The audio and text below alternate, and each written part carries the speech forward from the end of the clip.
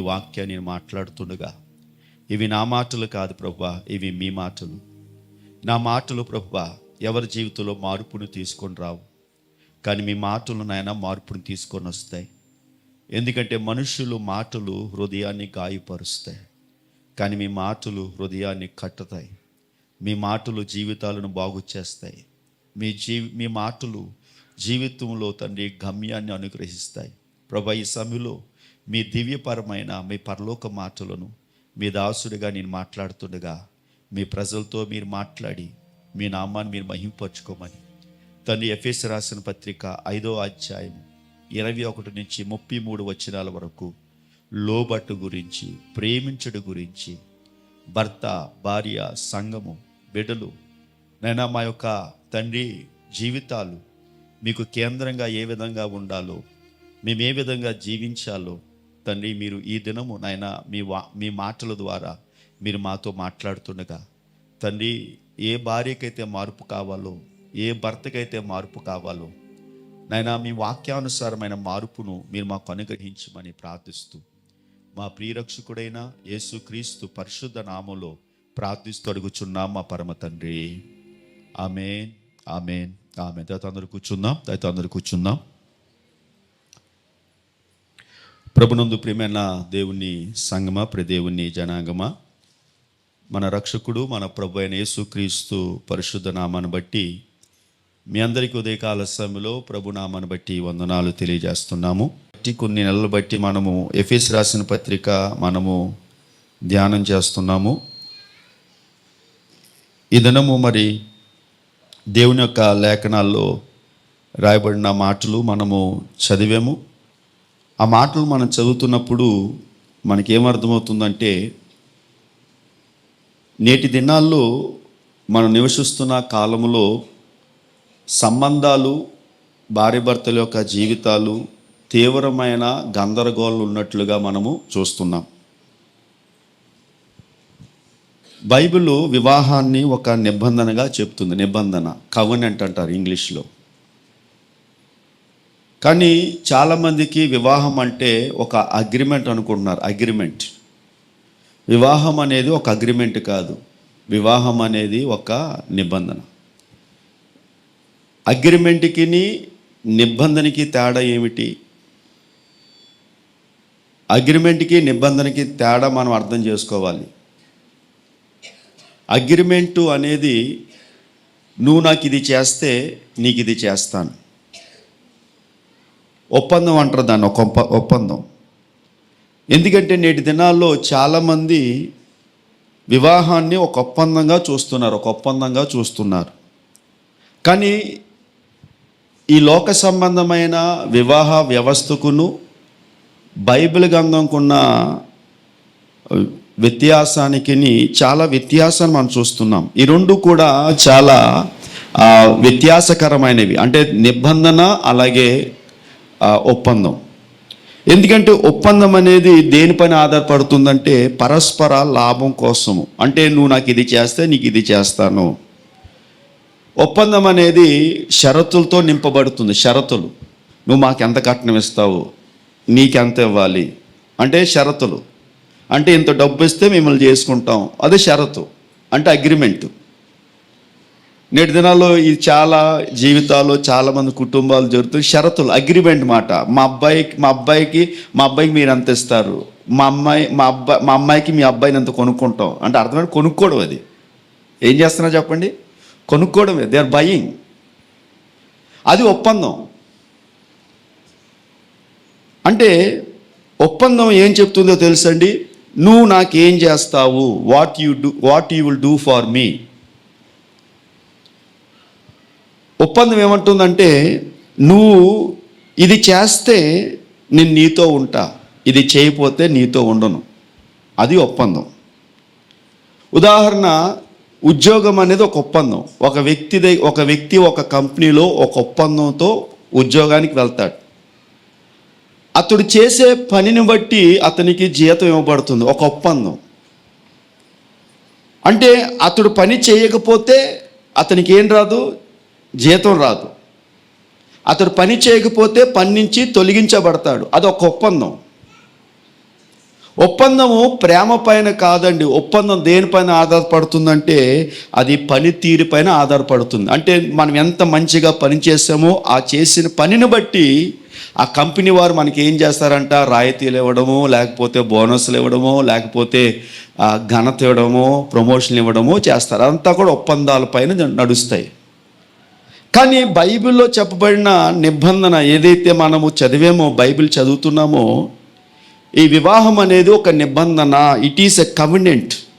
నిబంధన అంటే ఏంటంటే దేవునితో చేసిన ఒక ఒప్పందం. మనుషులతో చేసిన ఒప్పందాన్ని మనం మీరుతాం, కానీ దేవునితో చేసిన ఒప్పందాన్ని దాన్ని ఏమంటామంటే కవెనెంట్ అంటాం. అంటే త్యాగముతో కూడిన బంధం. త్యాగము అంటే నువ్వు చేయకపోయినా నేను చేస్తాను, నువ్వు ప్రేమించకపోయినా నేను ప్రేమిస్తాను, నువ్వు గౌరవించకపోయినా నేను గౌరవిస్తాను, నువ్వు నాకు ఇవ్వకపోయినా నీకు చేస్తాను. అంటే కవినెంట్ అంటే నిబంధన. అంటే అవతల వ్యక్తి దగ్గర ఏది ఆశించకుండా, బదులు ఆశించకుండా ప్రేమించడమే నిబంధన. దాని గురించి ఇక్కడ మనము చదివిన లేఖన భాగంలో అపోస్తలుడు పౌలు దాని గురించి మాట్లాడుతున్నాడండి. చూడండి, దేవుని యొక్క నిబంధన ఏమడుగుతుందో తెలుసండి. దేవుని యొక్క నిబంధన ఏమడుగుతుందంటే, నువ్వు మారకపోయినా నేను నిన్ను విడవను, నువ్వు ప్రేమించకపోయినా నేను ప్రేమించక మానను. చూడండి, తల్లి బిడ్డ యొక్క బంధాన్ని మనం చూస్తే బిడ్డ దగ్గర తల్లిదండ్రులు ఏమీ ఆశించరు. అది నిబంధన. అంటే నువ్వు నా కొడుకు కాబట్టి నువ్వు నాకు ఇది చెయ్యాలి. ఒకవేళ తల్లిదండ్రులుగా ఉన్నవారు ఎవరైనా సరే బిడ్డల్ని మిమ్మల్ని కన్నది మాకు ఇవ్వాలని, మిమ్మల్ని కన్నామనే ఒక ఆలోచనతో ఉన్నట్లయితే అదొక ఒప్పందం మాట. మనం పిల్లల్ని ఒప్పందం బట్టి కనం, నిబంధన బట్టి కంటాం. అందుకే 128వ సంకీర్తనలో కీర్తనకారుడు అంటాడు, యెహోవాయందు భయభక్తులు గలవాడు ఇలాగూ ఆశీర్వదించబడు. కాబట్టి దేవుడు ఈ వివాహాన్ని ఎందుకు దేవుడు స్థాపించాడంటే, ఇద్దరిని ఐక్యపరచిన దేవుడు ఇక నిబంధన దేవుడు ప్రారంభించాడు. చూడండి, మత్తయి సువార్త 19వ అధ్యాయం 6వ వచనం. మత్తయి సువార్త 19వ అధ్యాయము 6వ వచనంలో, మత్తయి సువార్త 19:6వ వచనం చూడండి. కాబట్టి వారికను ఇద్దరు కాక ఏక శరీరమై ఉన్నారు కనుక. ప్రభు ఏమన్నాడంటే, వారు ఇద్దరు కాక వారు ఎవరంట? ఏక శరీరము. సో భార్య భర్తలు అనేవారు ఎవరంట? ఏక శరీరము. అంటే వారిద్దరికీ జీవ సంబంధమైన జీవన మార్గములో దేవుడు వారిని జతగా చేశాడు. కాబట్టి ప్రభునందు ప్రియమైన దేవుని బిడ్డలారా, ప్రియ దేవుని సంగమా, మన చదివిన ఈ యొక్క ఎఫెసీ రాసిన పత్రిక ఒక పరిపూర్ణమైన ఒక నమూనాని అపోస్తలుడు పౌలు గారు ఇక్కడ మనకి తెలియపరుస్తున్నాడు. అదేటో తెలుసండి. అదేంటంటే 21వ వచనంలో మనం చదివిన మాటలో, క్రీస్తునందలి భయముతో ఒకరినొకడు లోబడి ఉండండి. క్రీస్తునందు భయముతో ఒకరినొకడు లోబడి ఉండండి. చూడండి, నేటి ప్రపంచము వివాహాన్ని ఎలా చూస్తుందంటే ఒక మొబైల్ యాప్గా చూస్తుంది. చూడండి, మన ప్రతి ఒక్కరి ఫోన్లో ఒక్కొక్క కంపెనీకి ఒక్కొక్క మొబైల్ యాప్ ఉంటుంది. ఒక్కొక్క కంపెనీకి ఒక్కొక్క మొబైల్ యాప్. ఒకవేళ ఆ మొబైల్ యాప్ సరిగా పనిచేయకపోతే మనం ఏం చేస్తాం? దాన్ని డిలీట్ చేస్తాం. ఎందుకంటే ఆ యాప్ సరిగా పనిచేయట్లేదు. ఎక్కువ అప్డేట్స్ వచ్చాయనుకోండి, చిరాకు వస్తుంది. ఆ ఫోను అప్డేట్లు వచ్చిందనుకోండి, అప్డేట్ వచ్చినప్పుడు అది చాలాసేపు పనిచేయదు. ఆ పని చేయలేనప్పుడు మనుషులకి ఏం కలుగుతుంది? చిరాకు కలుగుతుంది, విసుగు కలుగుతుంది. స్టోరేజ్ ఒకవేళ ఎక్కువ తీసుకున్నా చిరాకు కలుగుతుంది. కానీ వివాహం అనేది ఒక యాప్ లాంటిది కాదంటే మన ఇష్టం వచ్చినప్పుడు డౌన్లోడ్ చేసుకోవచ్చు, ఇష్టం వచ్చినప్పుడు డిలీట్ చేయొచ్చు. It's not like a app. అంటే నేటి ప్రపంచంలో వివాహం అనేది ఒక మొబైల్ యాప్లా మారిపోయింది. మొబైల్ యాప్ అంటే పని చేయకపోతే డిలీట్ చేస్తాం, మాకు ఇష్టం లేకపోతే తీసేస్తాం, మాకు కష్టమైతే మానేస్తాం, మాకు ఇష్టం లేకపోతే విడాకులు తీసేసుకుంటాం. కానీ బైబిల్ అలా చెప్పట్లేదండి. బైబిల్ ఏమంటుందో తెలుసా? పౌలు గారు అంటారు, ఒకప్పుడు మీరు అలా జీవించారు. ఎఫెసీ 5:8 ఏమంటాడంటే, ఎఫెసీ 5:8, పూర్వము చీకటే ఉండిరి, ఇప్పుడైతే ప్రభునందు మీరు ఒకప్పుడు మీరు అలా జీవించారు. ఒకప్పుడు లోకంలో ఉంటే లోక పద్ధతి అది. లోక పద్ధతి ఏంటంటే, ఇగో నువ్వు మంచి చేస్తే నీకు మంచి చేయాలి, నువ్వు నన్ను ప్రేమిస్తానే నేను ప్రేమించాలి, నువ్వు నాకు డబ్బులు ఇస్తానే నువ్వు నన్ను ప్రేమించాలి. అది లోక పద్ధతి. లోకం చెప్పేది ఏంటో తెలుసండి? లోకం ఏమంటుందో తెలుసా? లోకాన్ని, మనిషిని ఒక డబ్బుతో పోలుస్తుంది, ప్రేమను డబ్బుతో పోలుస్తుంది. చాలాసార్లు ఈ వివాహాల గురించి కొన్నిసార్లు వెళ్ళాడు, నాకు చిరాకు వస్తుంది. ఎందుకంటే ఇద్దరు ఏం చేస్తారంటే బేరం పెట్టుకుంటారు. నాకు నవ్వు వస్తూ ఉంటుంది. రెండు గొర్రెలు పోతులు పెట్టి, ఒక ఆడగొర్రె ఒక మగొర్రె, ఇద్దరి మధ్యన ఎవరంటే వీళ్ళిద్దరు మా పోతిని ఎంత కొంటామని ఈయన అడుగుతూ ఉంటాడు. నిజంగా నవ్వు వస్తుంది నాకు. అంటే బేరం చూడండి. అంటే అది బైబిల్ ఒకప్పుడు అది మీరు అలా చేశారు. మనము అన్యులుగా ఉన్నప్పుడు అది చేసాము. కానీ క్రైస్తువులుగా మన ప్రభులోకి వచ్చిన తర్వాత మన జీవితం ఏమైందో తెలుసండి? వెలుగులో నడిపించబడ్డ. అంతే, మన మాటలు మారాయి, మన ప్రవర్తన మారింది, మన జ్ఞానవంతులుగా మారాము. మన సమయాన్ని సరిగా ఉపయోగించుకునే వారంగా ఉండాలి. పౌలు గారు ఏమన్నారు? సమయము దినాలు చెడ్డవు గనక సమయాన్ని పోనివ్వక అజ్ఞానం వలె కాక జ్ఞానుల వలె నడుచుకొనుడి. కాబట్టి క్రైస్తవ విశ్వాసము కేవలము ఆదివారానికి సంఘానికి వచ్చే ఒక విశ్వాస జీవితం మాత్రమే కాదండి, మనం ప్రతిరోజు జీవించే జీవితము. It is everyday life. కాబట్టి అపోస్తలుడైన పౌలు గారు 5వ అధ్యాయంలో ఒక అద్భుతమైన బోధన, అంటే క్రియాత్మకమైన బోధ.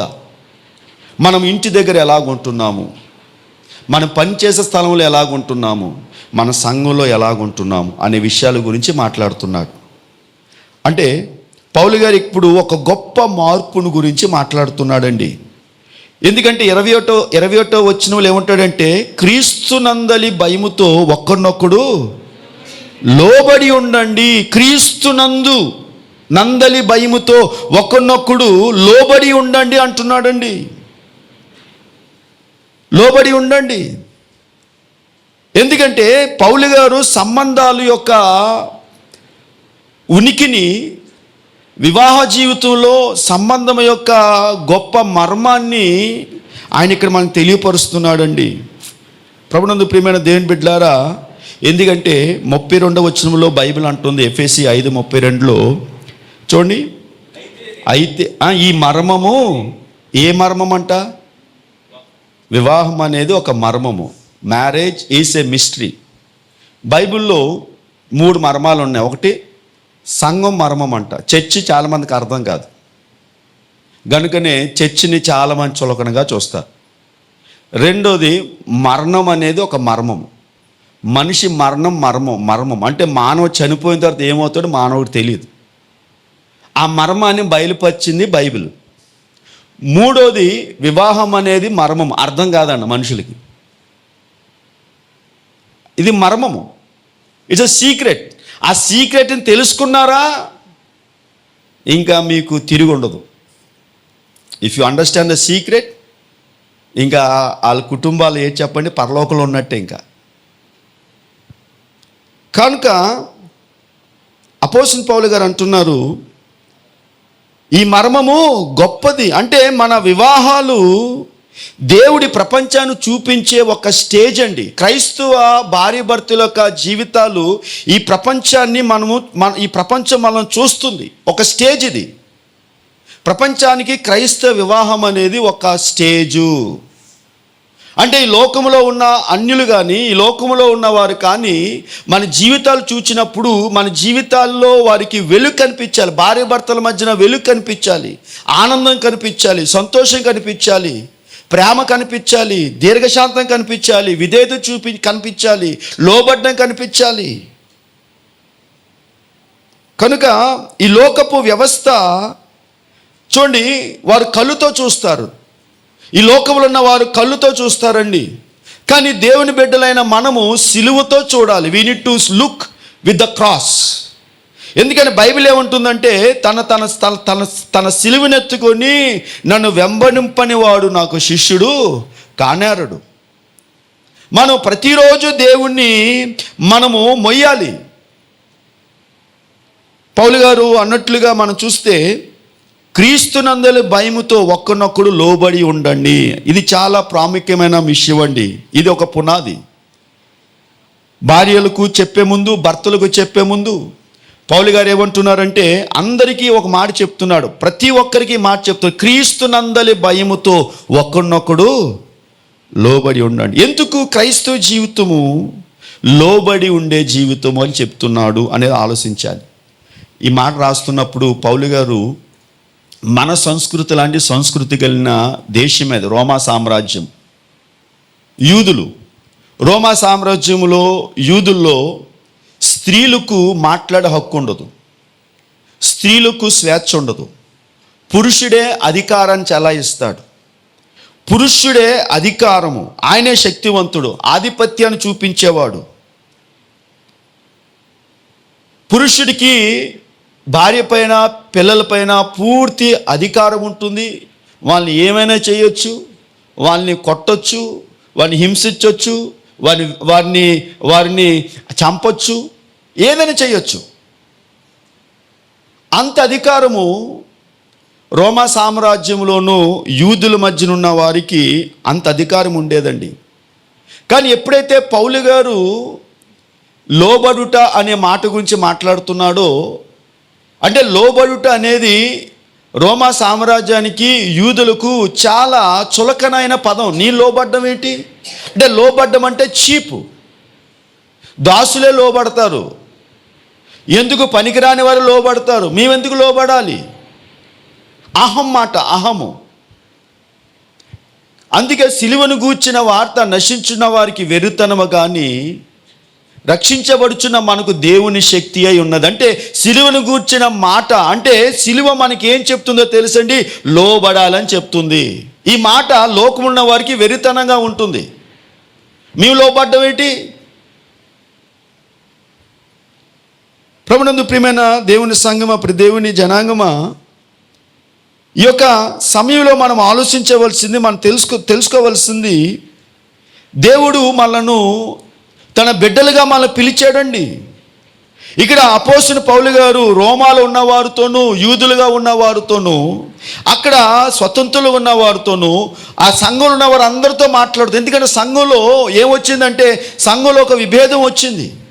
సంఘంలో విభేదాలు వచ్చాయి. విభేదం ఏంటంటే, ఒకరేమో మేము రోమీలు అంటున్నారు, మరొకరేమో మీ యూదులం అంటున్నారు, మరొకరేమో మీ దాసులం అంటున్నారు, మరొకరేమో మేము ఎందుకు పనికిరాని వారం అనుకుంటున్నారు. వారి మధ్యన వాదనలు వస్తున్నాయి, ఫీలింగ్స్ వస్తున్నాయి, క్యాస్ట్ ఫీలింగ్స్ లాగా.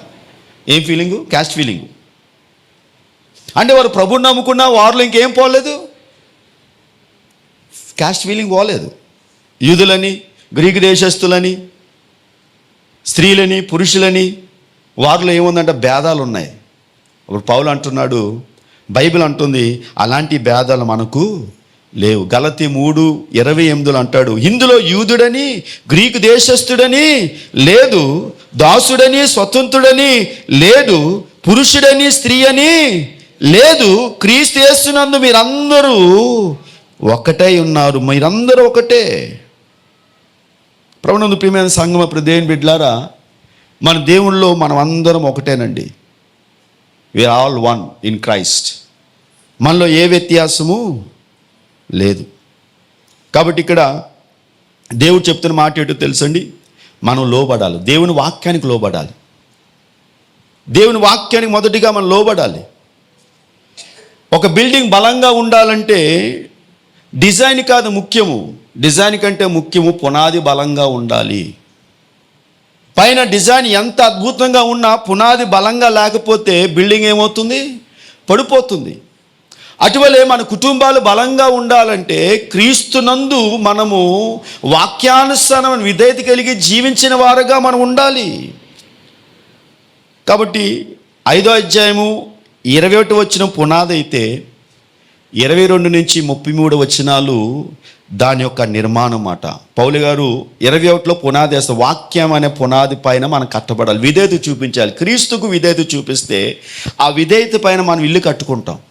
మన దేవునికి లోబడకుండా మనం ఏం చేసినా ఆ పని జరగదు, ఆ ఇల్లు కూలిపోతుంది. బుద్ధి గలవాడు ఇల్లు కట్టాడు, దేని మీద కట్టాడు? బండ మీద కట్టాడు. బండ మీద కట్టబడిన ఇల్లు, వాన వచ్చింది, వరద వచ్చింది, గాలి వచ్చింది, తుఫాన్ వచ్చింది, అది క్రీస్తు అనే బండ మీద కట్టబడింది కనుక అది బలంగా నిలబడ్డది. బుద్ధి లేని వాడు ఇల్లు కట్టాడు. దేని మీద కట్టాడు? ఇసుక మీద కట్టాడు. అంటే దేవునికి విధేయత లేకుండా అతడు కట్టడానికి ప్రయత్నం చేశాడు. తద్వారా ఆ ఇల్లు ఏమైంది? చిన్న గాలికే పడిపోయిందండి. కనుక ప్రభునందు ప్రియమైన సంగమా, మనం తెలుసుకోవాల్సింది, మనం దేవుని మాటకు లోబడాలి. అప్పుడు అంటున్నాడు రెండో మాట, భార్యలారా, స్త్రీలారా, ప్రభునకు వలె మీ సొంత పురుషులకు లోబడి ఉండండి. చాలాసార్లు భార్యలు ఒక విచిత్రమైన ఆలోచిస్తారండి. ఆలోచన ఏంటి తెలుసా? బయట వారి మాటలు వారికి చాలా అందంగా ఉంటుందంట. బయట వారి మాటలు భార్యలకు ఎలా ఉంటుంది? చాలా బాగుంటుంది. అదే భర్త చెప్పమనండి, భర్త చెప్తే తిట్టినట్టు ఉంటుందంట. భర్త చెప్పిన మాటలు, అభిప్రాయాలు భార్యలకు ఇష్టంగా ఉండదు. ఇతరుల యొక్క ప్రశంసలు కానీ, ఇతరులు చెప్పేవి ఏవైనా సరే వారు చాలా సులువుగా వింటారు, సులువుగా వాటిని అంగీకరిస్తారు. వారు అంటారు, బయట వారు వచ్చి నువ్వు కరెక్టే చెప్తున్నావు, నువ్వు మంచిగా చెప్తున్నావు, నీ భర్తే మంచోడు కాదు, నువ్వు చాలా మంచిదాని అంటే ఈ అమ్మ అంటది, అవును నిజమే, నేను మంచిదాన్నే, మా ఆయనే మంచోడు కాదు. అంటే బయట వారు చెప్పిన మాటలు చాలా పర్యాలు ఎలాగుంటాయంటే భార్యకు మంచిగా ఉంటాయి, కానీ భర్త చెప్పిన మాటలు భార్యకు ఎలా ఉండవంట? మంచిగా ఉండవు. చూడండి, ఇలాంటి మాటలు కొన్నిసార్లు ఏమవుతాయంటే కుటుంబాలను విడగొడతాయి. ఎఫెసు రాసిన పత్రిక 5వ అధ్యాయంలో పౌలు గారు ఏమంటారు? భార్యలకు మీ సొంత భర్తలకు లోబడండి. చూడండి, మనకి బయటి వారి యొక్క అభిప్రాయాలు కాదండి కావాల్సింది. బయటి వారి అభిప్రాయాలు మనకు అనవసరము. బయటి వారు ఏమనుకున్నారో మనకు అనవసరము. ఒకరినొకరు అర్థం చేసుకునే నిబంధన పైన భార్య భర్త నిలబడాలని ఇక్కడ పౌలు గారు తెలియపరుస్తున్నాడండి. చాలాసార్లు భార్యలు అంటారు, నా భర్త నాతో మాట్లాడండి, నా భర్త నాతో మాట్లాడండి. అతను ఎందుకు మాట్లాడి తెలుసా? ఎక్కడ మాట్లాడితే నిద్రపోనివ్వదని మాట్లాడంట. నా భర్త మాట్లాడండి. ఎందుకంటే నిజం ఏంటో తెలుసండి, మాట్లాడినప్పుడు భర్త మాట్లాడినప్పుడు భార్య వినబడదు గనుక భర్త మాట్లాడడము మానేస్తాడు. బైబిల్ అంటుంది దయతో సామెతల గ్రంథము 21వ అధ్యాయము, సామెతల గ్రంథం 21వ అధ్యాయం 9వ వచనం చూడండి. సామెతలు 21, గయ్యాలితో పెద్ద మిద్దె మీద పెద్ద ఇంట ఉండుట కంటే మిద్దె మీద ఒక మూల ఉండుట. చూడండి ఏంటంటే బైబిల్ ఏమంటుందంటే గయ్యాలతో పెద్ద ప్యాలెస్లో ఉండుట కంటే ఒక పూరు గురుసులో మూలన ఉండుట ఎలాగంట? మంచిదంట. గయ్యాలతో పెద్ద ఇంట్లో ఉండుట కంటే ఒక మిద్దె మీద ఒక మూల ఉండుట. చూడండి, చాలా ఇందాక చెప్పినట్లుగా భర్తలు మాట్లాడట్లేదు, భర్త పట్టించుకోవట్లేదు అని భార్యలు చాలా పర్యాలు వారు ఏమంటారంటే భర్త పైన కోపంతో ఉంటారండి. ఎఫెసు రాసిన పత్రిక 5వ అధ్యాయం 22వ వచనంలో బైబిల్ అంటుంది, మీ భర్తలకు మీరు లోబడి ఉండండి. అంటే ఇది స్వచ్ఛందంగా, బలవంతంగా కాదు, స్వచ్ఛందంగా, భయంతో కాదు. అంటే మీరు లోబడితే తక్కువ అయిపోతారని కాదు. చాలామంది అనుకుంటారంటే నేను లోబడితే నేను తక్కువదాన్ని అయిపోతానేమో, నేను వింటే తక్కువదాన్ని అయిపోతాను, వింటే నేను చీప్ అయిపోతానేమో. కాదండి, భార్య లోబడ్డం అనేది భార్యకి ఏంటంట? ఒక క్యారెక్టర్ అంట. అది తన యొక్క అలంకరణను బైబిల్ చెప్తుంది. అలంకరణ. ఒక స్త్రీ అమూల్యమైన వస్త్రాలు ధరించి ఎంత చక్కగా అలంకరించుకున్నా భర్తకు లోబడకపోతే ఆమె ఏమి ధరించలేని అలంకరణ హీనురాలని బైబిల్ చెప్తుంది. భర్తకు లోబడ్డమే ఆమెకు అలంకరణ, అదే ఆమెకు అందమని బైబిల్ చెప్తుంది. కాబట్టి మనము అంటే స్త్రీలు లోబడ్డం అంటే ఎక్కడ నేర్చుకోవాలి? యేసుప్రభు దగ్గర నేర్చుకోవాలి. యేసుప్రభు వారు దేవుడై ఉండి కూడా, ఆయన సర్వశక్తిమంతుడై ఉండి కూడా, ఆయన సృష్టిని సృష్టించిన దేవుడై ఉండి కూడా యేసుప్రభు వారు ఈ లోకానికి ఎలాగొచ్చాడు? తన్ను తాను రిక్తునిగా, దాసు స్వరూపాన్ని దాల్చి తన్ను తాను తగ్గించుకొని లోకములోనికి ఆయన మానవుడిగా వచ్చాడు. ఆయన దేవాది దేవుడు. ఫిలిప్పీ రాసిన పత్రిక 2:6 మాట ఉంటుంది. ఆయన దేవాదేవుడై ఉండి కూడా, ఆయన దేవుని స్వరూపం గలవాడై ఉండి ఎంచుకొనలేదు, కానీ మనుషుల పోలికగా పుట్టి దాసుని స్వరూపము దాల్చి తన్ను తానే రిక్తునిగా, తన్ను తానే దాసునిగా, తన్ను తానే ఆయన దీనుడిగా మార్చుకున్నాడు. తన్ను తానే అంటే యేసుప్రభు వారు లోబడ్డాడు.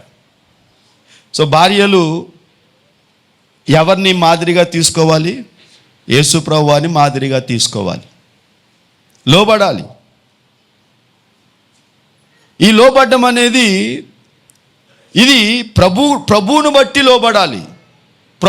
ప్రభువునకు వలే మీ సొంత పురుషులకు లోబడండి. అంటే యేసుప్రభు వారు ఎలాగైతే లోబడ్డారో భార్యలు కూడా తమ భర్తలకు ఏం చేయాలి? లోబడాలి. అంటే భార్య ఇక్కడ ఎవరిని ఆచరిస్తుందంటే యేసుప్రభు వారిని ఆచరిస్తుంది. కాబట్టి బైబిల్ గ్రంథంలో శారా అని ఒక స్త్రీ ఉందండి. శారా అబ్రహాం భార్య. 1 పేతురు 3:5 బైబిల్ అంటుంది, శారా తన భర్తకు విధేయత చూపించింది. అటువలే పూర్వము దేవుని ఆశ్రయించిన పరిశుద్ధ స్త్రీలను తమ స్వపురుషులకు లోబడుట చేత తమకు తామే అలంకరించుకునిరి. అంటే తమ భర్తలకు లోబడ్డమే అలంకరణ. తమ భర్తకు లోబడ్డం అలంకరణ బైబిల్ చెప్తుంది. ప్రియమైన దేవుని సంగమ, దేవుని బిడ్డలారా, ఇందాకలా మనం బైబిల్ వాక్యం చదివామండి. చాలామంది అంటారు, అయ్యా నా భర్త మాట్లాడు, ఎప్పుడో మాట్లాడడం మానేశాడు, ఎందుకు మాట్లాడడం మానేశారు అని మనము ఆలోచిస్తే, ఎందుకంటే చాలామంది భర్తలు మొదట్లో ఎక్కువ మాట్లాడతారంట, స్టార్టింగ్లో ఎక్కువ మాట్లాడతారంట. స్టార్టింగ్ ఎక్కువ మాట్లాడేది భర్తలేనంట, కానీ రాను భర్తలు తక్కువ మాట్లాడతారు, భార్యలు ఎక్కువ మాట్లాడతారు. ఎందుకు భర్తలు రాను మానేస్తారో తెలుసా? మధ్యలో వీళ్ళు మాట్లాడతారని,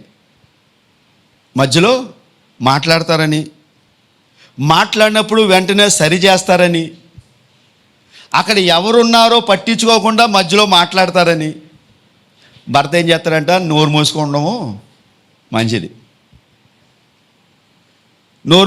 మంచిది. ఎందుకంటే భార్యలు ఇంకా పక్కన ఎవరున్నారో చూడరంట. ఇది శాపం అండి. ఎందుకో తెలుసా? దేవుడు అవ్వ ఆదం సృష్టించినప్పుడు ఎప్పుడైతే అవ్వ దేవుడు చెప్పిన మాటను అతిక్రమించిందో, ఆదాము అతిక్రమించాడో, మొట్టమొదటిగా శాపము ఎవరిపైన వచ్చింది తెలుసా? భార్య భర్తల పైన వచ్చింది శాపం. భార్య భర్తల పైన మొదటి శాపం వచ్చింది. దేవుడు పురుషుడి పైన పట్టిన శాపం ఏంటో తెలుసా? నీవు చెమట కార్చి నీ చెమట భూమి మీద పడితేనే కానీ నువ్వు ఆహారం తినవు. అంటే నువ్వు కష్టపడాలి, నువ్వు జీవితకాలం అంతా కష్టపడాలి. నువ్వు కష్టపడకపోతే నువ్వు ఆహారం తినలేవు. అది శాపము. భార్యకి శాపం ఏంటో తెలుసా? నీవు నీ భర్త యందు నీకు వాంఛ కలుగును, నీ భర్తను నువ్వు పరిపాలించాలనుకుంటావు. అంటే భార్య యొక్క కోరిక ఏంటో తెలుసండి? భర్తను పరిపాలించాలంటే భర్తను నా గుప్పిట్లో పెట్టుకోవాలనుకుంటుంది. అది దేవుడు పెట్టిన శాపం. కానీ మీకు తెలియదు ఏడో తెలుసండి, భర్త నటిస్తాడంట, అంటే యాక్ట్ చేస్తాడంట ఇన్నట్లు. ఎందుకంటే యేసుప్రభువు చెప్తున్నాడు, నువ్వు నీ భర్త యందు నీకు వాంఛ కలుగుతుంది కానీ నీ భర్త నీ మాట వినడు. రెండో శాపం స్త్రీకి పెట్టిన దేవుడు గర్భము. ప్రసవించేటప్పుడు అది మరణ వేదన దేవుడు ఒక శాపం పెట్టాడు. గనుక ఇక్కడ పురుషులు ఎందుకు మాట్లాడడం మానేశారో తెలుసండి. ఒకటి, స్త్రీలు మధ్యలో వారి మాటకు అడ్డొస్తారని. రెండోది, మనుషుల మధ్యన వారిని అవలేనంగా మాట్లాడతారని. అటువలే చాలాసార్లు ఏమంటారంటే, మా అన్నయ్యని చూడు, ఆయన చూడు, మా నాన్న చూడు అని ఎవరితో పోలుస్తారంట? ఎవరితో పోలుస్తారు? ఇతర పురుషులతో పోలుస్తారు. పురుషులకి అది నచ్చదు. అదే స్త్రీలు పోలిస్తే స్త్రీలు ఒప్పుకుంటారా? ఒప్పుకుంటారా?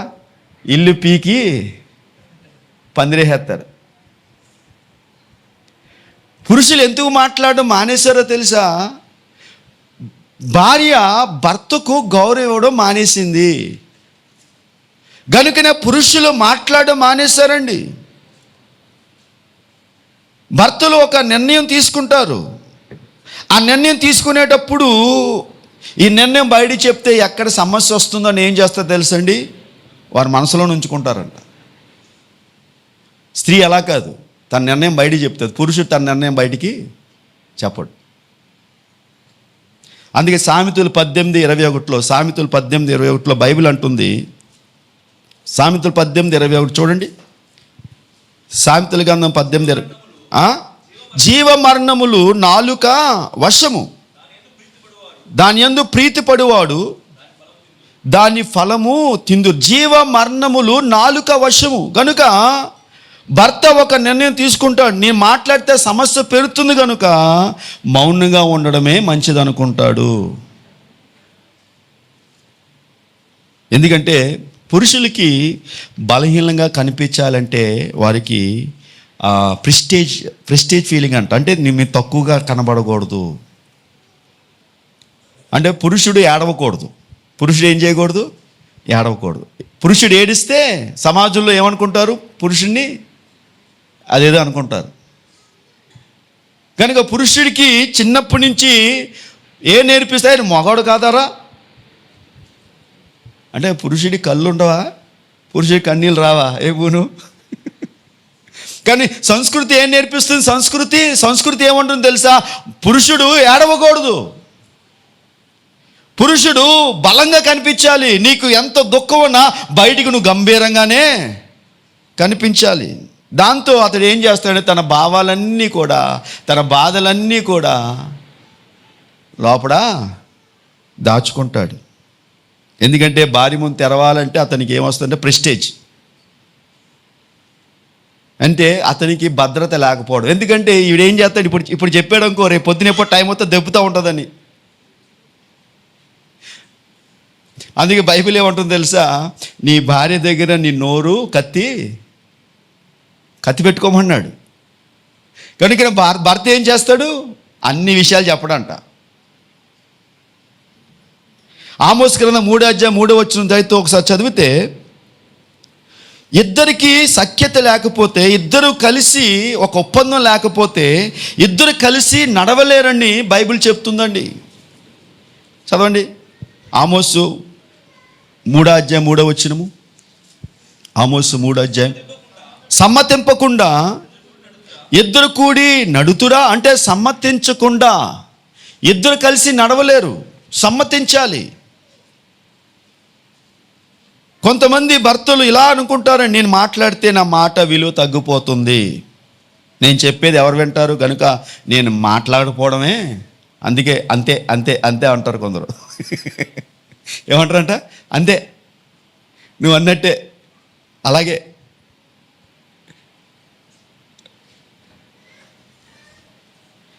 కాబట్టి చూడండి, భార్యలు సమస్య మాటల ద్వారా పరిష్కరించుకుంటారు.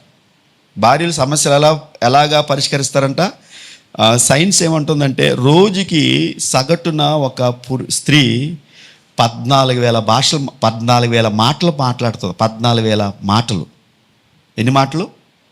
14,000 మాటలు. 14,000 వర్డ్స్. పురుషుడు మా అయితే 5,000 మాటలు మాట్లాడతాడంట. 5,000 మాటలు బయటికి వెళ్ళి మాట్లాడితే అన్నీ అయిపోతాయి, ఇంకేం ఉండవు. ఇంటి రాబోడికి మాట్లాడడానికి ఏమీ ఉండవు. ఈవిడ రెడీగా ఉంటుంది. ఎన్ని వేల మాటలు పట్టుకొని? 14,000 మాటలు పట్టుకొని రెడీగా ఉంటుంది. ఎవరితో మాట్లాడటానికి? భర్తతో మాట్లాడటానికి. పాపం ఈయన మాట్లాడటానికి ఏముండవు.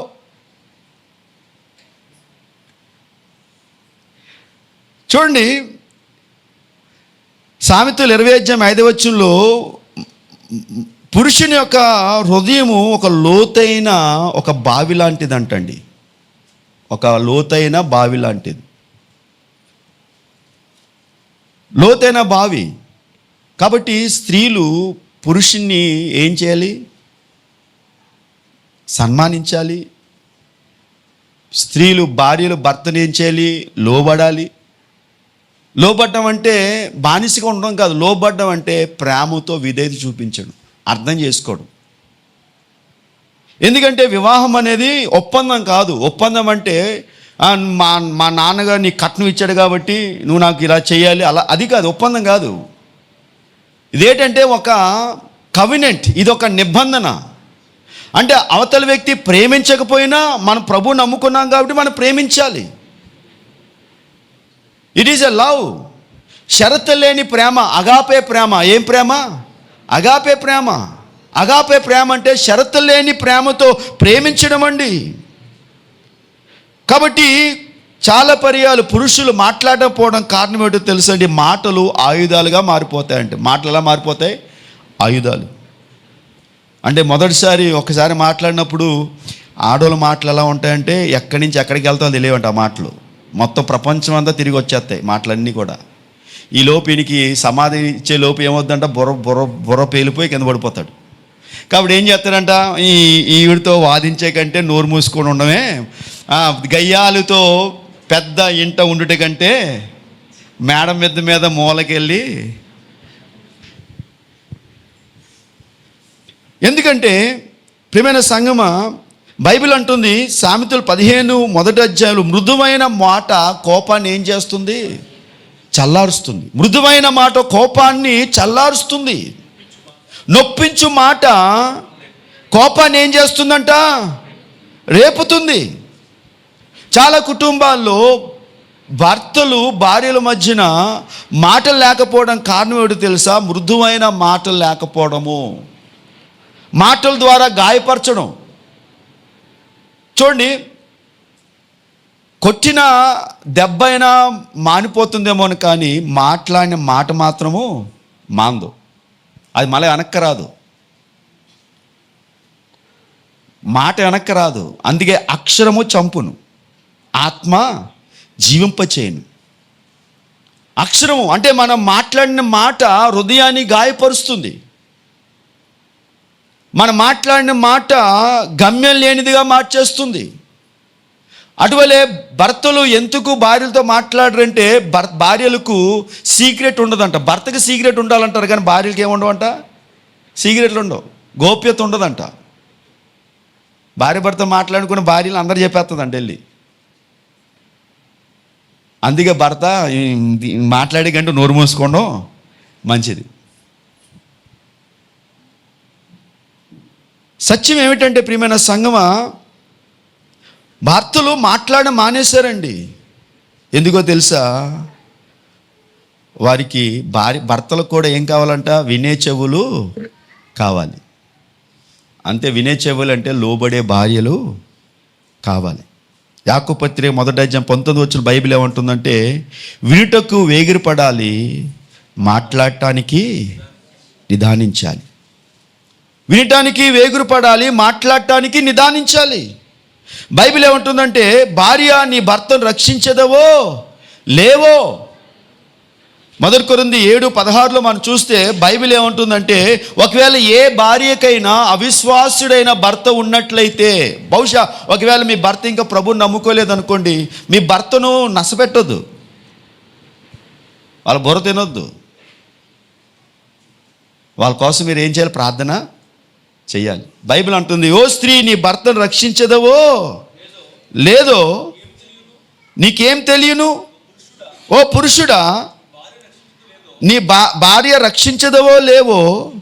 ఇక్కడ ఒక క్రైస్తవుడైన భర్తతోనూ ఒక క్రైస్తవురాలైన భార్యతోనూ బైబిల్ ఏం చెప్తుందంటే, ఒకవేళ మీ భర్త ప్రభువుని నమ్ముకోలేకపోయినా, మీ భార్య ప్రభువుని నమ్ముకోలేకపోయినా, మీరు వారిని ఏం చేయాలి? ప్రేమించాలి, లోబడాలి, వారిని గెలుచుకోవాలి. అంటే ఒక వ్యక్తిని గెలుచుకోవాలంటే మాటల ద్వారా గెలుచుకోలేరండి, సంబంధం ద్వారా గెలుచుకోగలరు. రిలేషన్షిప్. చాలా పర్యాలు భార్యలు భర్తను మాటల ద్వారా కంట్రోల్ చేయడం ప్రయత్నం చేస్తారండి. మాటల ద్వారా భర్తను భార్యలు ఏం చేయలేరు? కంట్రోల్ చేయలేరు. అలా కంట్రోల్ చేస్తే కంట్రోల్ అయినట్లుగా నటిస్తారంతే, కంట్రోల్ అయినట్లు కాదు. నాకు తెలిసిన ఒక ఫ్యామిలీ ఉండేది, ఆ పేరు చెప్పను. మా మురళీనగర్లో చర్చ్ నడిపించేటప్పుడు ఒక కుటుంబం ఒకసారి నన్ను కలవటానికి వచ్చారు. వారికి ఏదో పని ఉంటే నా దగ్గరికి వచ్చారు. అమ్మగారును ఆయన ఇద్దరు వచ్చారు. అమ్మగారు కూర్చుంటే ఆయన భర్తలు నుంచోన్న చేతులు కట్టుకున్నాడు. ఇలాగా రండి కూర్చోండి అన్నాను. లేదండి మా ఆవిడ మాట్లాడతాలేండి అంటున్నాడు ఆయన. ఆవిడ కూర్చొని మాట్లాడుతూ ఆయన నుంచున్నాడు అలాగా. మళ్ళా ఆయన మంచి ఉద్యోగం. ఆవిడ మాటలతో కంట్రోల్ చేయాలనుకుంది. 1 సంవత్సరం తర్వాత ఆయన కంట్రోల్ తప్పాడు. మీకు అర్థమైపోతుంది. ఇంకో స్త్రీతో వెళ్ళిపోయాడు ఆయన. ఇంకో ఆవిడని పెళ్లి చేసుకుని వెళ్ళిపోయాడు. అంటే ఆవిడేమనుకుందంటే, నేను ఇలాగ చెప్పు చేతుల్లో పెడితే కంట్రోల్ అవుతాడు అనుకున్నాడు. కానీ నిజంగా ఏవాడంటే, నిజంగా అంటే ఆ వ్యక్తికి దేవుని వాక్యం తెలియదు, ఈమెకి దేవుని వాక్యం తెలిసినట్లుగా నటిస్తుంది. కానీ ఈవిడ కూడా దేవుని వాక్యము తెలియదు. చివరికి వాళ్ళ ఫ్యామిలీ ఏమైందంటే చాలా అస్తవ్యస్తంగా మారిపోయారు. ప్రభునందు ప్రియమైన దేవుని బిడ్డలారా, దేవుని సంగమా, చూడండి, ఒక కుటుంబాన్ని మనము గెలుచుకోవాలంటే అది సంబంధము ఫస్ట్ సంబంధాన్ని నిర్మించుకోవాలి, రిలేషన్షిప్. రెండోది ప్రవర్తనతో గెలవాలి. స్త్రీలు భర్తను సంపాదించుకోవాలంటే రిలేషన్షిప్, మాటలు కాదు. మాటలతో గెలవలేరు. మాటలతో గెలవచ్చు అనుకోవచ్చేమో, కానీ నిజంగా అది లోకం చెప్పే మాట. లోకం ఏమంటుందంటే నువ్వు మాటలతో గెలవగలవు, కానీ బైబిల్ అంటుంది మాటలతో కాదు, సంబంధంతో. బైబిల్ అంటుంది ప్రవర్తనతో. బైబిల్ అంటుంది వాక్యం లేకుండానే నీ నడవడి చేత నీ భర్తను ఏం చేసుకోగలవు? రక్షించగలవు. 1 పేతురు 3వ అధ్యాయము 1-2 వచనాల్లో పేతురు గారు అంటారు, చూడండి, అటువలే స్త్రీలారా మీరు మీ స్వపురుషులకు లోబడి ఉండండి. అందువలన వారిలో ఎవరైనా సరే నన్ను తెలుసుకోలేకపోతే, అంటే దేవుని తెలుసుకోలేకపోతే, ప్రభువుని తెలుసుకోలేకపోతే, మీ పవిత్ర ప్రవర్తన చూచి వాక్యం లేకుండానే వారు ఏమవుతారంట? తన భార్య నడవడి వలన రాబట్టవచ్చు. మీ నడవడి వలన వారు ఏం అవుతారంట? మారిపోతారు. మీరు ప్రతిరోజు బైబిల్తో వాడిని కొట్టవసరం లేదు, ప్రతిరోజు ప్రార్థనతో వాడిని విసిగించవసరం లేదు. మీ విధేయత వల్ల, ప్రేమ వలన, మీ ప్రవర్తన వలన భర్త ఏమవుతాడంట? మారతాడండి. ఎఫెసీ 5:22 అదే ఉంటుంది, ప్రభువునకు వలె మీ సొంత పురుషులకు లోబడి ఉండండి. చూడండి, గౌరవం తిరిగిస్తే మాటలు తిరిగి వస్తాయి. గౌరవం ఇవ్వాలి. ఎందుకంటే భర్తలు ఏమనుకుంటారంటే, మాట్లాడితే మా గౌరవం పోతుందేమో అని మాట్లాడరంట. అందుకే ఎఫెసీ 5:33 అంటుంది, బైబిల్ అంటుంది, ఎఫెసీ 5:33, ఆ మెట్టుకు మీలో ప్రతి పురుషుడును తన వలనే తన భార్యను ప్రేమింపవలెను. భార్య అయితే తమ భర్త యందు భయము కలిగి ఉండునట్లు చూచుకొని. ఈ భయం ఏంటంటే పవిత్రమైన భయం. అంటే పవిత్రమైన భయం అంటే భర్తను చూచి అయ్యి బాబు అలా కాదు, అంటే ప్రేమతో కూడిన భయము. కాబట్టి ఈ సమయంలో బైబిల్ అంటుంది, భార్యలారా మీ పురుషులకు మీరు లోబడి ఉండండి. విశ్వాస జీవితము భర్తను కాపాడమే, భర్తను రక్షించడమే. తర్వాత ఎఫెసీ 5:25 భర్తల కోసం మాట్లాడుతున్నాడండి. ఏంటంటే చదవండి. పురుషులారా మీరును మీ భార్యలను ఏం చేయమంటున్నాడు? ప్రేమించండి. భార్యలను ప్రేమించండి. చూడండి, ఈ మాట చాలాసార్లు భర్తలకు అసౌకర్యంగా ఉంటుంది. భార్యలకు లోబడడం ఎలాగైతే అసౌకర్యమో భర్తలకు ప్రేమించడం అసౌకర్యం అంట. చూడండి, పాపం వలన ఏమైందంటే, పాపం వలన మనుషుల యొక్క బాధ్యతల్లో మార్పు వచ్చేసింది. మనుషుల యొక్క బాధ్యతలు ఏమైంది? మార్పు వచ్చేసింది. భార్యలేమో ప్రేమించాలనుకుంటారు, భర్త ఏమో లోబడాలనుకుంటాడు. భార్య ఏమో భర్త లోబడాలనుకుంటుంది, భర్త ఏమో భార్య ప్రేమించాలనుకుంటాడు. ఇది పాపం వల్ల వచ్చిన పరిమాణము. పాపం వల్ల ఏం జరిగింది? మానవుడు, పురుషుడు నిస్సాయ స్థితిలోకి వెళ్ళిపోయాడు, మౌనంగా మారిపోయాడు. గనుక పౌలు గారు అంటున్నారు, పౌలు గారు, భర్తలారా మీరు మీ భార్యలను ప్రేమించండి. అటువలే క్రీస్తు కూడా సంఘాన్ని ప్రేమించి పరిశుద్ధమైనదిగాను నిర్దోషమైనదిగాను మహిమగల సంఘముగాను ఆయన తన ఎదుట నిలబెట్టుకున్న వాళ్ళని వాక్యముతో ఉదక స్నానము చేత తన్ను పవిత్రపరిచి తన్ను తాను అప్పగించుకున్నాడు. చూడండి, ఇక్కడ ప్రభు ఏమంటున్నాడంటే, యేసు ప్రభు వారు సంఘము కోసం తన్ను తాను అప్పగించుకున్నాడు. ఈ సమాజం భర్తలకు ఏం చెప్తుందో తెలుసండి? నువ్వు సంపాదిస్తే చాలు, ఇల్లు నడిస్తే నీ బాధ్యత తీరిపోతుంది, నీ భావాలు చెప్పొద్దు, నీ భావాలు చెప్తే నువ్వు చీప్ అయిపోతావు నీ భార్య దగ్గర. నీ భార్య నీ మాట వినాలి, వినకపోతే నీ భార్యని ఏం చేయాలి? నువ్వు గుప్పెట్లో పెట్టుకోవాలి. నువ్వు మారవలసిన అవసరం లేదని లోకం చెప్తుంది. కానీ బైబిల్ ఏమంటుందంటే, నిన్ను వల్లే నీ భార్యను ప్రేమించు. కాబట్టి చాలామంది భర్తలు అంటారు, ఏమంటారంటే, నువ్వు నాకేం చేసావు అంటారు. కానీ దేవుడు అడిగే మాట ఏంటో తెలుసా? నువ్వు ప్రేమిస్తున్నావా? నువ్వు ప్రేమిస్తున్నావా? ఈ ప్రేమ ఎలాంటిదంట? అగాపే ప్రేమ. ఏ ప్రేమ? అగాపే ప్రేమ. అగాపే ప్రేమ అంటే త్యాగముతో కూడిన ప్రేమ. యోహాను సువార్త 15:3 గొప్ప ప్రేమ గురించి యేసు ప్రభువు చెప్పారండి. తన ప్రాణం అర్పించు వాని కంటే గొప్ప ప్రేమ మరొకటి లేదు.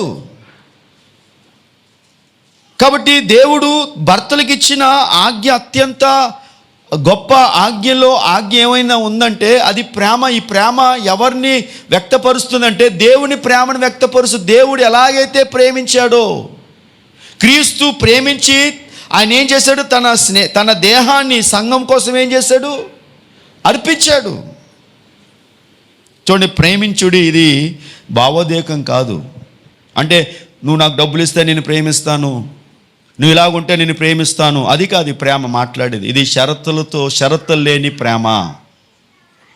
షరతులు లేని ప్రేమ అంటే ప్రేమ అంటే అర్హతలు ఉన్నప్పుడు ప్రేమించడం కాదు, ఆరోగ్యం ఉన్నప్పుడు ప్రేమించడం కాదు.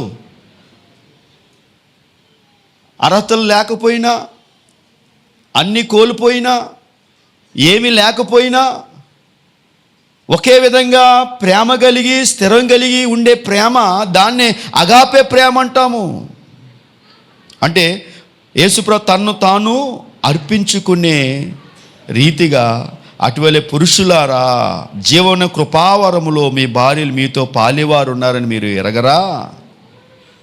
చూడండి, ఇక్కడ భర్తలు చూడండి, భార్య ఎలాగైతే భర్తను రాబట్టాలంటే ఒక సంబంధాన్ని ఏర్పాటు చేసుకోవాలో, ప్రవక్తన మార్చుకోవాలో, భర్తలు కూడా ఏం చేయాలంట? భార్య యొక్క హృదయాన్ని మార్చాలంట. భార్య యొక్క హృదయాన్ని మార్చాలి. రోమా 5:8 చూడండి. రోమా 5:8 చాలామంది భర్తలు అంటారు, ఆమె మారితే నేను ప్రేమిస్తానండి, ఆమె ఇలా ఉంటే నేను ప్రేమిస్తానండి. కాదండి, బైబిల్ ఏమంటుందంటే మన పాపులుగా ఉన్నప్పుడే క్రీస్తు మన కొరకు చనిపోయాను. మన పాపులుగా ఉన్నప్పుడే క్రీస్తు మన కొరకు చనిపోయాడు. కాబట్టి చాలామంది భర్తలు అంటారు, ఆమె నన్ను ప్రేమిస్తేనే నేను ప్రేమిస్తాను, నాకు లోబడతాను, ఆమె మారితేనే ప్రేమిస్తాను. కాదు, అది కాదు. ఆమె మారకపోయినా ఏం చేయాలి? మీరు ప్రేమించాలి. మారకపోయినా ప్రేమించాలి. రోమా 5:8 ఉంటుంది, మన తన ప్రేమను వెల్లడిపరుచుచున్నాడు. ఎట్లనగా చూడు, దేవుడు తన ప్రేమను వ్యక్తపరిచాడంటే ఎట్లనగా మనం ఇంకను పాపులుగా ఉన్నప్పుడే క్రీస్తు మన కొరకు చనిపోయాను. కాబట్టి ప్రేమ స్వార్థం లేని ప్రేమ, భర్త స్వార్థం లేని ప్రేమను చూపించాలి. చాలామంది 20 సంవత్సరాలు అయిపోయినా వాళ్ళకి ఎప్పుడు ఏం గుర్తొస్తుందంటే మీ నాన్న నాకేమి ఇచ్చాడు, మీ అమ్మ నాకేమి ఇచ్చింది. మళ్ళీ అది ఏంటంటే ఒప్పందం. కొందరికి ఇంకా గుర్తుంటుంది, ఎప్పుడూ అయిపోయింది ఇంకా ఏం చేస్తారంట, గుర్తు. కాదు, క్రైస్తవ వివాహం అనేది షరతుల పైన ఆధారపడి నడిచేది కాదు. ఇది అందుకే వివాహం అన్ని విషయాల్లో ఘనమైనది. క్రైస్తవ వివాహం అని చాలా ఘనమైనదండి. ఇది షరతులతో నడిచేది కాదు, ఇది దేవుడి నిబంధన పైన నడిచేది. కాబట్టి భర్త ప్రేమించాలి అంటే పవిత్రంగా నడిపించాలి. అంటే ఇక్కడ యేసుప్రభువారు ఏం చేశారంట, సంఘాన్ని పరిశుద్ధపరిచాడు, మహిమగల సంఘంగా చేశాడు. వాక్యముతో ఉదక స్నానము చేత పవిత్రపరిచాడు. అంటే ఇక్కడ క్రీస్తు ప్రభువారు ఏ విధంగా అయితే ఆయన సంఘాన్ని పరిశుద్ధపరిచాడో, మహిమపరిచాడో, ఆయన సంఘాన్ని ఆయన ఘనపరిచాడో, ఇక్కడ భర్త కూడా ఏం చేయాలంట, అటు రీతిగానే భార్యను వాక్యముతో నడిపించాలి. భార్య ఏమో ప్రవర్తనతో భర్తను నడిపిస్తే, భర్త ఏమో భార్యను దేంతో నడిపించాలంట, వాక్యంతో నడిపించాలి. భార్య ఏమో ప్రవర్తనతో మార్చుకోవాలి, భర్త అయితే వాక్యంతో మార్చుకోవాలి. అర్థం చేసుకోవాలి ఇక్కడ రెండు. భార్య దేంతో మార్చుకోవాలి, భర్తను వాక్యంతో మార్చుకోలేరు. భర్తని భార్యలు ప్రవర్తనతో మార్చుకోవాలి. భార్య భర్తను ఎలా మార్చుకోవాలి, వాక్యంతో మార్చుకోవాలి. వాక్యముతో ఉదక స్నానము చేత తన్ను తాను అప్పగించుకొనెను. చూడండి, గత వారం మీకు చెప్పాను, లోతు తన అల్లుళ్ళ దగ్గర, తన కుమార్తె దగ్గర ఎందుకు చులకనగా మారిపోయాడంటే అతడు బైబిల్ని పాటించలేదు గనుకనే తన అల్లుళ్ళని ఎదుట అతడు ఎగతాళి చేయవాడుగా మారిపోయాడు. అతడు వాక్యాన్ని పాటించలేదు గనుకనే భార్య కూడా తన మాట వినలేదు. ఆమె భర్తకు లోబడలేదు గనుకనే ఆమె ఉప్పు స్తంభంగా మారిపోయింది.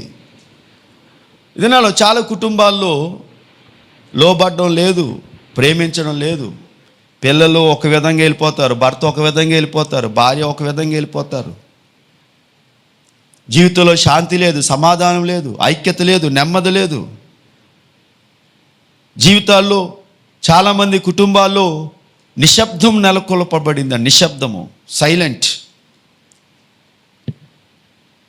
చూడండి, ఒక మనిషి యొక్క హృదయం మూసుకుపోతే ఆ హృదయాన్ని తెరిచేది తాళపు చెవు ఏదైనా ఉందంటే అదొక ప్రేమ అంట. ప్రేమ అనేది తాళపు చెవు. ప్రేమ అనేది ఒక తాళపు చెవండి. కాబట్టి ప్రభునందు ప్రియమైన దేవుని బిడ్డలారా, దేవుని సంగమా, భర్తతో చెప్తున్న మాట, ఓ పురుషుడా, ఓ భర్త, నీ భార్యను రక్షించదవో లేవో. చూడండి, భర్త ఏం చేయాలంటే భార్యను ప్రేమించాలి, భార్య భర్తకి ఏం చేయాలి, లోబడాలి. ఎఫెసీ 5:33 చూస్తే, భార్య భర్త యందు భయము కలిగి, అంటే భర్తను గౌరవించాలంట. గౌరవంతో కూడిన భయము, రెస్పెక్ట్ ఇవ్వాలి భర్తకు. భార్య ఎంత తెలివితేటలున్నా, భార్య ఎంత చదువుకున్నా, భార్య మౌనంగానే ఉండాలి, మౌనంగానే ఉండాలి. అప్పుడు భర్తకు సమాజంలోనూ ఇంటిలోనూ బిడ్డల ఎదుట ఏం కలుగుతుందంట? గౌరవం అనేది కలుగుతుంది. మూడోది 5వ అధ్యాయం 26-27 వచనంలో ప్రేమ గురించి మాట్లాడుతూ, వాక్యం అనే ఉదక స్నానము చేత పవిత్రపరిచి, యేసుప్రభువు వారు తన ప్రేమను ఆయన ఇక్కడ వ్యక్తపరిచాడు. ఆయన ఏం చేశాడంటే శుద్ధీకరించాడు. భర్తలో అలా భార్య భర్తల మధ్య ప్రేమ ఎలా ఉండాలంటే గతాన్ని ఎత్తి చూపే ప్రేమగా ఉండకూడదు. 1 కొరింథీ 13వ అధ్యాయము 1వ వచనంలో బైబిల్ అంటుంది చూడండి. 1 కొరింథీ 13వ అధ్యాయం 1వ వచనం చూడండి. 13వ అధ్యాయం 1వ వచనము, దేవదూత భాషలతోనూ నేను మాట్లాడినను, ప్రేమ లేని వాడినైతే మ్రోగుడు కంచును గణగళ్ళాడు తాళమునై ఉందును. ప్రవచించు కృపావరము కలిగి మర్మలన్నీ జ్ఞానమంతియు ఎరిగిన వాడినైనను, కొండలను పెగిలింపగల పరిపూర్ణ విశ్వాసం గలవాడినైనను, ప్రేమ లేని వాడినైతే నేను వ్యర్థుడను. పేదలకు పోషణ కొరకు నా ఆస్తి అంతా ఇచ్చినను, కాల్చబట్టు నా శరీరం అప్పగించినను, ప్రేమ లేని వాడినైతే నాకు ప్రయోజనమేమీ లేదు. నేను దీర్ఘకాలము సహించుచు దయ చూపించును. ఆ ప్రేమ దీర్ఘకాలము సహించును, దయ చూపించును.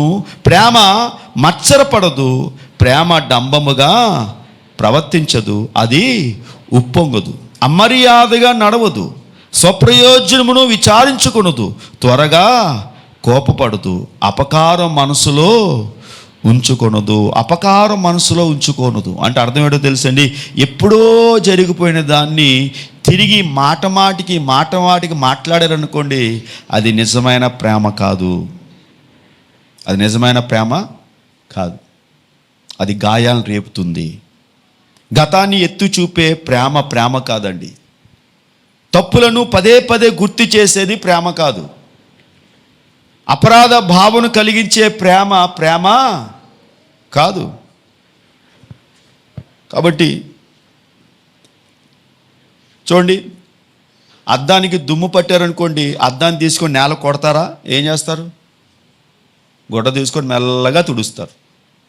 నా కళ్ళజోడులో ఏమన్నా మసుకుందాం అనుకోండి, మెత్తని క్లాత్ తీసుకొని జాగ్రత్తగా తుడుస్తారు. ఎందుకు అవుతుంది? లేకపోతే ఏమవుతుంది? గ్లాసుల పైన గీతలు పడతాయి. అలాగే కుటుంబ వ్యవస్థ అనేది ఇది ఒక గాజు గ్లాస్ లాంటిది.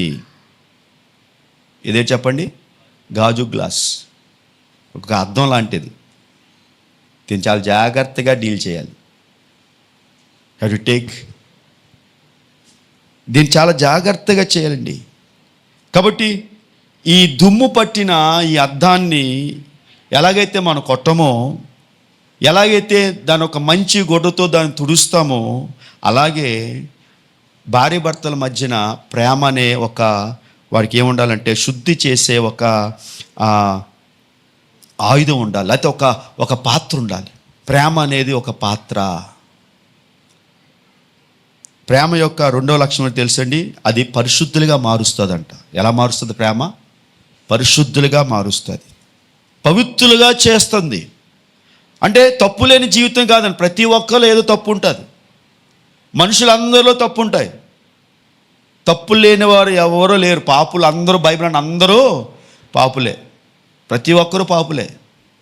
తప్పు లేని జీవితం లేదండి. తప్పులు చేయలేని వారు ఎవరు లేరు. ఏదో విధంగా తప్పులు చేస్తూ ఉంటారు. కానీ దేవుని కోసం ప్రత్యేకించబడిన జీవితంలో జీవించేటప్పుడు మనం చేస్తున్న తప్పులు మళ్ళా రిపీట్ కాకుండా జాగ్రత్త పడుతూ ఏం చేయాలంటే ముందుకు వెళ్ళాలి. అందుకే 1 తెస్సలోనికీయులకు రాసిన పత్రిక 4వ అధ్యాయం 3వ వచనంలో దేవుని చిత్తం ఏంటో తెలుసా అండి? దేవుని యొక్క ఉద్దేశం ఏంటో తెలుసా? మనం పవిత్రులుగా మారాలి. దేవుని చిత్తానుసారమైన పవిత్రమైన జీవితాన్ని జీవించాలి. భర్త భార్యను పవిత్రురాలుగా మార్చాలి, భార్య భర్తను పవిత్రుడుగా మార్చాలి, హోలీగా మార్చాలి. అంతేగాని భర్త భార్యను అపవిత్రంగా మార్చకూడదు. భార్య భర్తను లేదా భర్త భార్యను అపవిత్రాలుగా మార్చకూడదు, పవిత్రాలుగా మార్చాలి. అంటే వారి వైవాహిక జీవితం వారు గడిచే కొలది వారు ఎలా మారాలంట? హోలీగా మారాలి, పవిత్రులుగా మారాలి.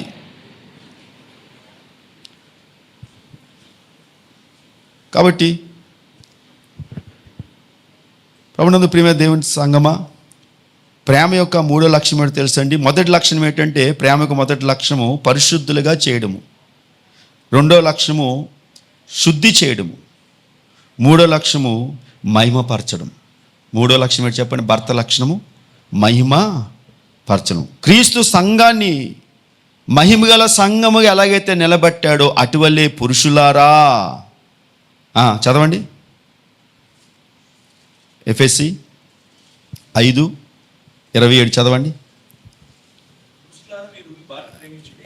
ప్రేమించుడి, అటువలే క్రీస్తు కూడా సంఘాన్ని ప్రేమించి అది కలంకమైనను ముడతైనను అట్టిది మరి ఏదైనా లేక పరిశుద్ధమైనదిగాను, చూడండి, పరిశుద్ధమైనదిగాను నిర్దోషమైనదిగాను మహిమగల. అంటే యేసుప్రభువు ఎలా అయితే తన భార్య అనే సంఘాన్ని పరిశుద్ధంగాను నిర్దోషంగాను మహిమగాను మార్చడానికి తన్ను తాను ఎలాగైతే ఆయన వాక్యముతో ఉదక స్నానం చేత పవిత్రపరిచి పరిశుద్ధపరచుడికై తన్ను తాను అప్పగించుకుని అటువలే భర్తలు కూడా ఏం చేయాలంట? అలాగే పరిశుద్ధంగా నిర్దోషంగా మహిమగల వారంగా భార్యను భర్తలు మార్చాలి. చూడండి, వజ్రము అది మట్టిలో దొరికినప్పుడు అది నల్లగా ఉంటుంది, మట్టితో ఉంటుంది.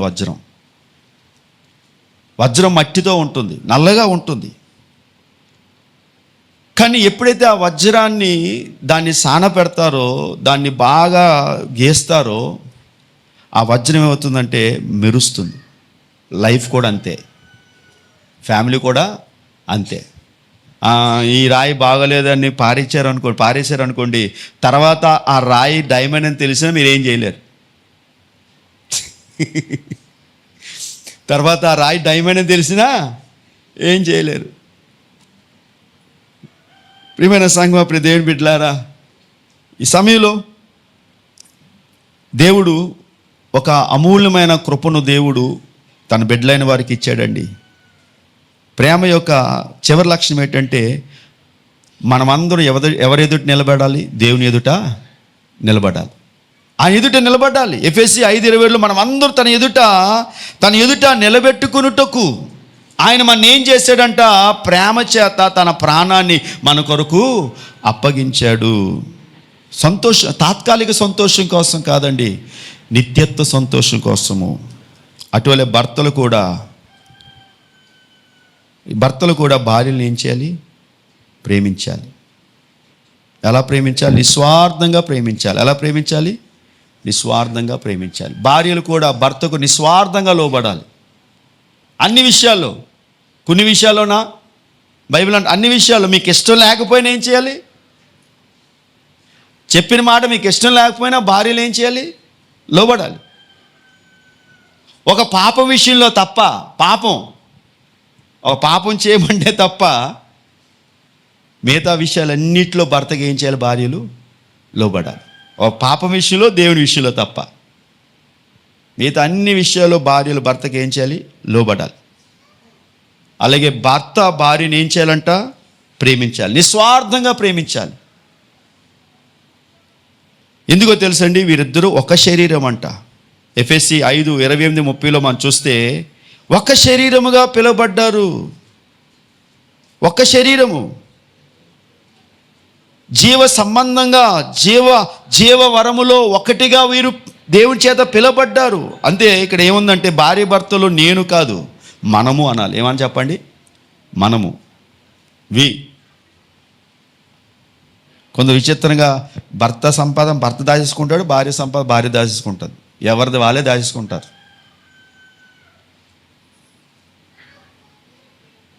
కాబట్టి ఇది ఒక ప్రయాణము. భార్య భర్త సంబంధం అది విశ్వాస ప్రయాణము. కాబట్టి పురుషుడు తమ సొంత శరీరం వలె తమ భార్యను ప్రేమింప బద్ధుడై ఉన్నాడు, ప్రేమింపబద్ధుడై ఉన్నాడు. భార్యను పోషించే బాధ్యత ఎవరు చెప్పండి? భర్తది. భర్తే భార్యను పోషించాలి అట్ ఎనీ కాస్ట్. పిల్లల్ని చూసే బాధ్యత భర్తదే. కాబట్టి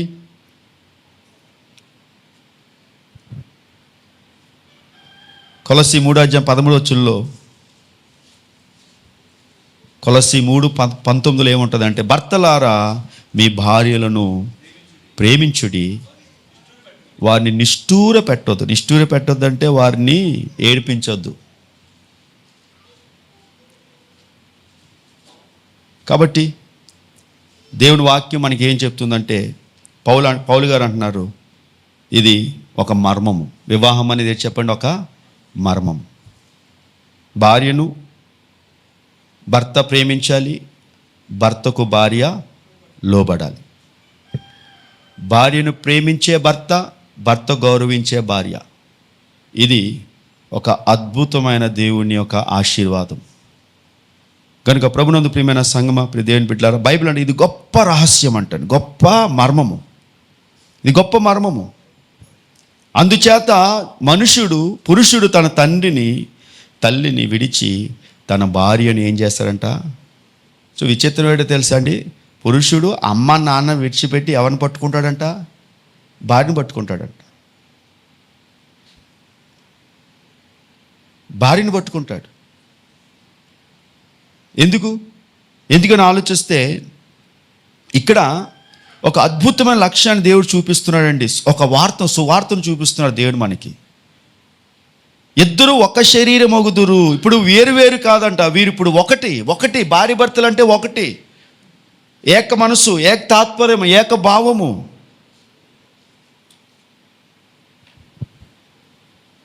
చూడండి, విత్తనము భూమిలో పడినప్పుడు ఆ భూమి లోపల ఏముందో మనకి తెలుస్తుందా? మనం ఒక దగ్గరికి వెళ్ళి ఈ భూమిలో విత్తనాలు వేసామండి అని చెప్తే ఆ ఏ విత్తనాలో మనకు తెలియవు. కాలం వచ్చినప్పుడు మాత్రమే ఆ విత్తనాలు బయటికి వచ్చినప్పుడు అవి ఏం విత్తనాలో మనకు అర్థమవుతుంది. ఎప్పుడంటే ఆ మొక్క వలన. అలాగే భార్య భర్తలు అనేవాళ్ళు విత్తనాలు. వారి విత్తనం ఎప్పుడైతే భార్య భర్తలుగా ఒకటిగా వారు అయిపోయారో, విత్తనంగా మారిపోయారో, బయటికి ఏమొస్తుందంటే ఫలం వస్తుంది. ఆ ఫలము లోకంలో ఉన్న వారికి ఒక వెలుగుగా కనిపించాలి. అంటే క్రైస్తవ భార్య భర్తల యొక్క జీవితము లోకానికి ఏమై ఉన్నది? ఒక వెలుగుగా ఉంది, ఒక వెలుగుగా ఉందండి. ఈ మర్మము గొప్పది. ఈ మర్మము గొప్పదండి. ప్రభునందు ప్రియమైన సంఘం, ప్రియ దేవుని బిడ్డలారా, ఈ సమయంలో మనము దేవుడిచ్చిన ఈ యొక్క అద్భుతమైన బంధాన్ని ఏం చేయాలంటే దీన్ని కాపాడుకోవాలి. ఎందుకంటే సాతాను ఏం చేస్తున్నాడు? కుటుంబాలను పడగొడుతున్నాడు, కుటుంబాలను విచ్ఛిన్నం చేస్తున్నాడు. కుటుంబాలను వాడు ఏం చేస్తున్నాడంటే పాడు చేయడానికి రకరకాల ప్రయత్నాలు చేస్తున్నాడు. ఏదైనా తోట ఎలాగైతే మొదటి కుటుంబాన్ని పాడు చేయడానికి వాడు విశ్వ ప్రయత్నాలు చేసి అందులో జయించాడు. అటువంటి నేడు అనేకమైన కుటుంబాలను సాతాను కూడా ఏం చేస్తున్నాడు? పాడు చేస్తున్నాడు. భర్త దగ్గరికి వచ్చి అంటాడు, నువ్వు ప్రేమించాలేటి నీ భార్యను. భార్య దగ్గరికి వచ్చి అంటాడు, నువ్వు లోబడాలేటి నీ భర్తకు. నిష్టాంశం నువ్వు జీవించు. కాబట్టి మన లోకాన్ని చూస్తే, స్నేహితులు చూస్తే, ఇరుగు పొరుగు వారిని చూస్తే మీ కుటుంబము చివరికి పతనమైపోతుంది. మీరు ఎవరిని చూడాలి? యేసు ప్రభు వారిని చూడాలి, యేసయ్యను చూడాలి. కాబట్టి ఈరోజు మన వివాహాలు, మీ వివాహాలు సంతోషంగా ఉన్నాయా? సంతోషంగా ఉన్నాయా? Is your marriage life is happy? ఆలోచించండి. ఏం సరి చేసుకోవాలో ఆలోచించాలి, ఏం మార్చుకోవాలో ఆలోచించాలి. ఒకవేళ ఈరోజు దేవుడు మీతో మాట్లాడితే ప్రభు దగ్గర ఒప్పుకోండి, ప్రభువా నేను ఇలా ఉండకూడదేమో, ఇలా మాట్లాడకూడదేమో, ఇలా చేయకూడదేమో, దయతో నన్ను క్షమించండి అని ప్రభు దగ్గర మారు మనసు పొందండి. ఎక్కడి సంతోషంగా వెళ్ళండి, ఆనందంగా వెళ్ళండి. అట్టి కృప దేవుడు మీకు ఇచ్చుగాక. ఆమేన్. మోకరించండి, ప్రార్థించేద్దాం.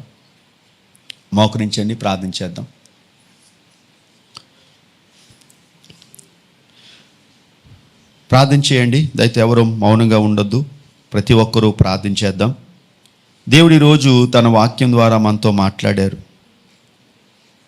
క్రీస్తు ప్రేమను ప్రతిబింబింప చేయాలి. వివాహం అనేది ఒక గాజు గ్లాస్ లాంటిది, ఒక అద్దం లాంటిది. వివాహం అనేది ఒక లక్ష్యం కాదండి. వివాహం అనేది ఒక వేదిక, ఒక వేదిక. That's a stage. Marriage is a stage. ఇది ఒక లక్ష్యంతో ఏదో పోటీతో జీవించేది కాదు. ఈ లోకానికి మనము చూపించేది. ఇది గొప్ప రహస్యం అంటున్నాడు బైబిల్లో పౌలు గారు. ఇది గొప్ప రహస్యం. భార్యలారా, మీరు మీ భర్తకు లోబడండి. వారిని అవగౌరవపరచొద్దు, అవమానంగా మాట్లాడొద్దు, తక్కువగా చేసి మాట్లాడొద్దు, హీనంగా మాట్లాడొద్దు. మీ మాటలతో గెలవటానికి ప్రయత్నం చేయొద్దు, మాటలతో దుఃఖపెట్టొద్దు. లోబడండి. మన సంస్కృతి చెప్తుంది, నేటి ఆధునికత ప్రపంచం చెప్తుంది, స్త్రీ ఎందుకు లోబడాలి, స్త్రీ అన్నిటిలో పురుషుని కంటే ఎక్కువే అని ఈ సంస్కృతి చెప్తుంది. అక్కడే సమస్య మొదలవుతుంది. దేవుడు ఇక్కడ లోబడ్డం అంటే బానిసలుగా అమ్మని చెప్పట్లేదండి, ప్రేమతో లోబడమంటున్నాడు. యేసుప్రభు ఎలాగైతే తండ్రికి లోబడ్డారో భార్యలు కూడా ప్రభువునికి వలె తమ భర్తలకు లోబడాలి. తండ్రి యేసుప్రభుని ఈ లోకంలో మరణించడానికి పంపించాడు. యేసుప్రభు వారు తిరిగి సమాధానం చెప్పలేదు. నాయనా నేను మరణించను అని చెప్పలేదు. సిలువకు అప్పగించబడినప్పుడు కూడా తండ్రి నీ చిత్తమైతే నీ చేస్తాను, నీ చిత్తం ఇదే కదా తండ్రి, నేను చనిపోతాను అని ఆయన విధేయత చూపించాడు. ఆఖరికి మరణం వరకు విధేయత చూపించాడు. భార్యలారా, ఇది మర్మము. అగౌరవపరచొద్దు, హీనంగా మాట్లాడొద్దు, తక్కువగా మాట్లాడొద్దు, ఎవరితోనూ పోల్చొద్దు. మీ భర్తను ఎవరితోనూ పోల్చొద్దు. అది ఏ భర్తకు ఇష్టం ఉండదు. గౌరవించండి. Give them respect.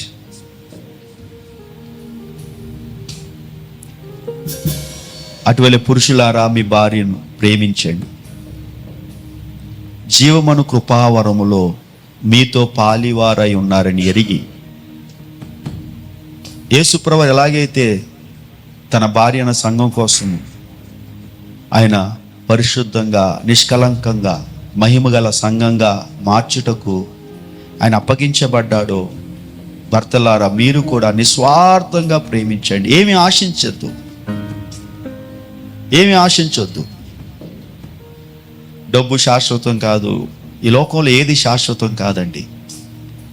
డబ్బు పైన కట్టబడిన కుటుంబాలు అతి త్వరలోనే పగిలిపోతాయి, విడిపోతాయి. కానీ దేవుని చేత కట్టబడిన వారు స్థిరంగా నిలబడతారు.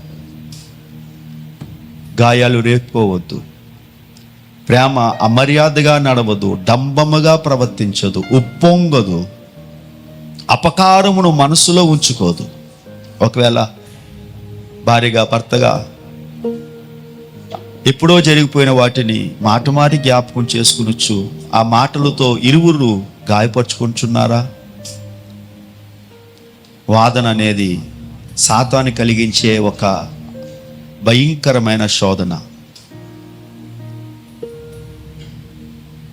దయతో క్షమాపణ అడుగుదాం ప్రభుని. ప్రభువా క్షమించండి నాయన. ఎక్కడ పడిపోయారో, ఏ పరిస్థితుల్లో పడిపోయారో ఒకసారి క్షమాపణ అడగండి.